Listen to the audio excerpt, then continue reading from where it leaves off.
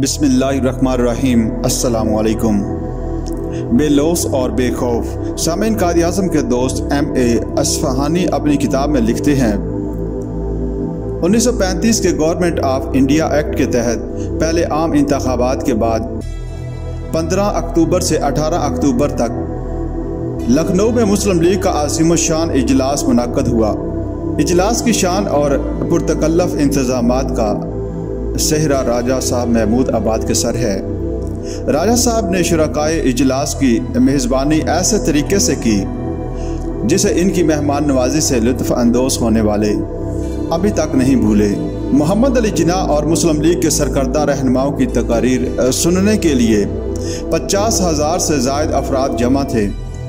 जलसा आम शुरू होने से 1 घंटा पहले राजा साहब महमूद आबाद, चौधरी खलीकुज़्ज़मान, मिस्टर जिन्ना की आर्जी क़यामगाह महमूद आबाद हाउस कैसर बाग पर इस दिन के प्रोग्राम पर नज़र डालने की गरज से जमा थे कि नवाब इस्माइल खान भी इस दीवान खाने में आ गए। इस वक्त वो एक स्याह समूरी टोपी ओढ़े हुए थे। मिस्टर जिन्ना नवाब साहब की टोपी की तरफ मतवज्जो हुए और कहा, आप ये टोपी थोड़ी देर के लिए मुझे दे सकते हैं।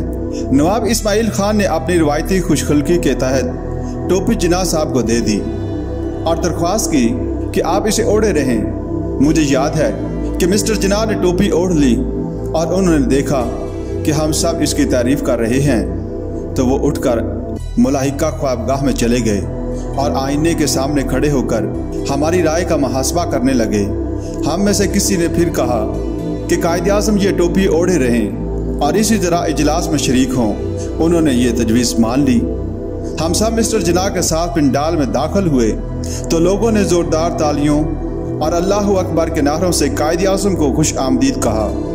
डाइस, कुर्सियों और दरियों पर जितने लोग बैठे थे वो सब आहिस्ता या बुलंद आवाज़ में इस टोपी और शेरवानी की तारीफ़ करने लगे जो मिस्टर जिन्ना इस तकरीर में पहली मरतबा ज़ेब-तन किए हुए थे। मैंने देखा कि मिस्टर जिन्ना इतने खुश थे जितने कि वहाँ पर मौजूद सब लोग। लखनऊ के इजलास के बाद शहर के बहुत से नौजवानों और मअमर अफराद ने यह टोपी ओढ़ना शुरू कर दी जो कायद-ए-आज़म की बदौलत रातों रात मकबूल हो गई थी। हिंदुस्तान के मुसलमानों ने बहुत कलील मुद्दत में यह टोपी अपना ली। मुल्क भर के मुसलमानों में भी यह टोपी इतनी ही पसंद की जाने लगी और उसे जिन्ना कैप कहा जाने लगा।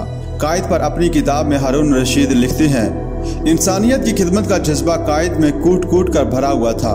उन्होंने अपनी सेहत की परवाह किए बगैर काम काम और बस काम को अपना शार बनाए रखा।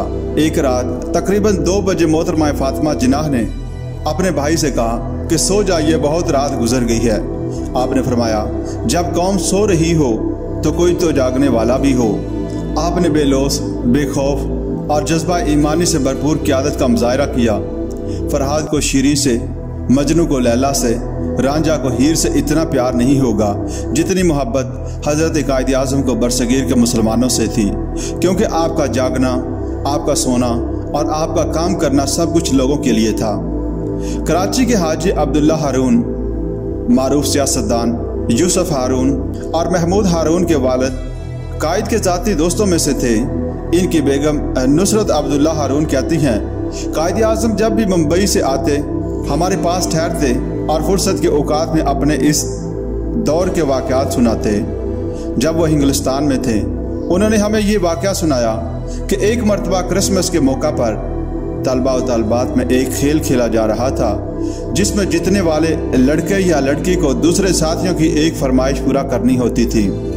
कायद-ए-आज़म जीत गए तो साथियों ने फरमाइश की कि आप फलां लड़की का हाथ थाम कर रक्स करें, मगर कायद-ए-आज़म ने इसके जवाब में ये कहकर इनकार कर दिया, मैं अपनी होने वाली बीवी के सिवा किसी और लड़की का हाथ नहीं थामूंगा। वो जिंदगी भर इस उसूल पर अमल पैरा रहे